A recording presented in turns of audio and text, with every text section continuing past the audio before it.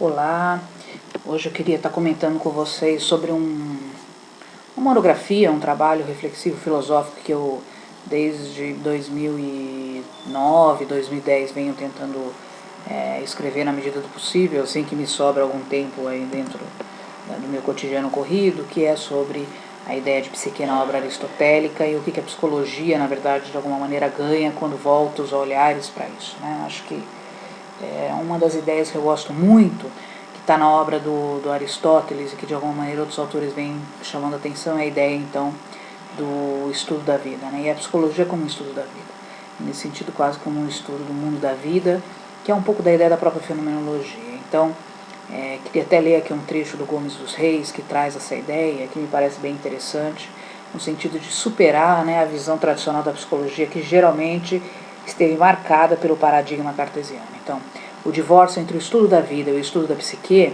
tal como passou a ser entendida na filosofia moderna, de fato só se deu completamente no século XVII.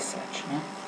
Na perspectiva do De Anima, que é uma obra, né, bastante marcada aí do Aristóteles, a investigação da psique contempla plantas e animais, bem como seres humanos, sem diferenciar-se claramente o que de hoje é o campo da biologia.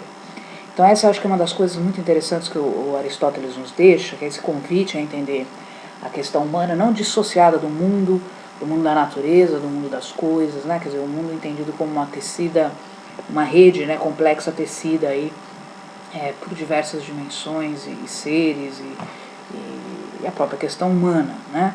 Então acho que a ideia da psique não mais como algo intrasubjetivo ou intraestruturado, né, do ser humano, mas como algo que está na vida, que está de alguma maneira um princípio de vida, né, que o próprio Aristóteles vai chamar de psique, né?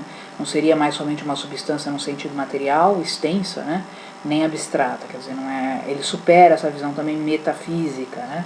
E acho que isso é uma das grandes questões aí interessantes para a gente começar a pensar a psicologia como uma psicologia da vida e não uma psicologia do psiquismo fechado, né, substancialmente delimitado, seja ele no cogito ou de alguma maneira no inconsciente freudiano, quer dizer, pensando aí de alguma maneira então essa psique muito mais, né, como uma grande categoria quase que fenomenológica que inclui o mundo da vida, né, o mundo da vida que não é um conceito, no meu entender, reducionista, né.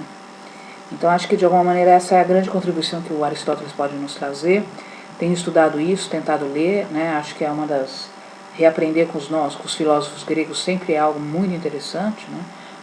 Destaque para a obra do Foucault, que tem um livro muito interessante também que vai falar sobre isso, sobre as práticas de si, falando um pouco da história da própria subjetividade desde os tempos gregos até alcançar aqui a modernidade, a contemporaneidade, né. Em outro momento acho que seria interessante também poder falar um pouquinho mais disso, né.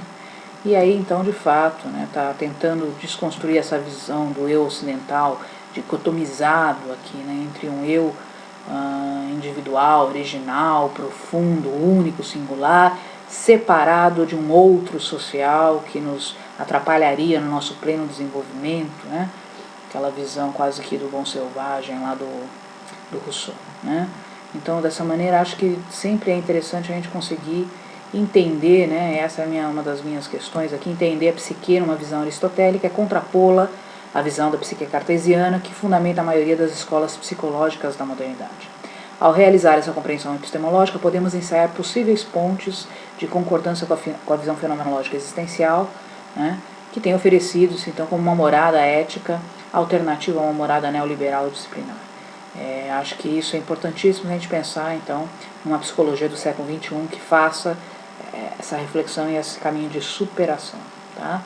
Vou deixar então como sugestão a reflexão sobre esses assuntos. Acho que filosofia sempre nos faz superar e nos libertar, né, de pensamentos ou teorias reducionistas, e nesse sentido acho que cada vez mais nos enriquece. Tá bom? Obrigada, boa semana.